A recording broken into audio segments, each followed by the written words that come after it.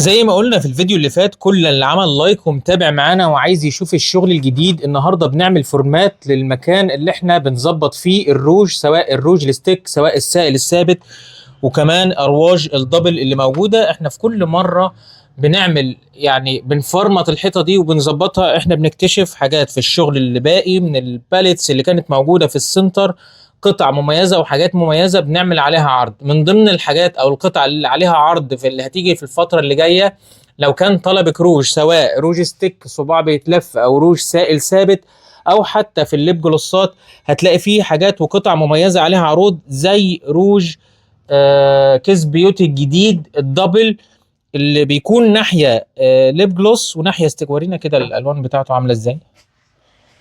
هو بيبقى دبل اصلا، يعني ده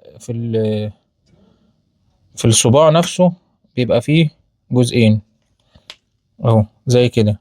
كملي كده الالوان، بيبقى فيه ناحيه سائل ثابت اهو.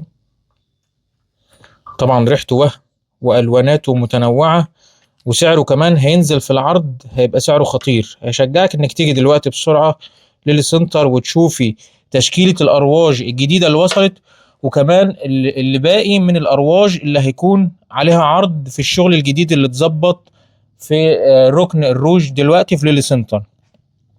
طبعا دي درجاته، في منه كمان لسه درجات تانية، وفي منه الناحية الستيك والناحية السائل ثابت بتبقى مختلفة في الصباع الواحد، صح؟ اه كده هيبقى في حاجات جديدة في الستيك وحاجات جديدة في السائل الثابت، وحاجات عليها عرض في السائل الثابت والدبلات اللي هي في البواقي الباليتس القديمة، صح؟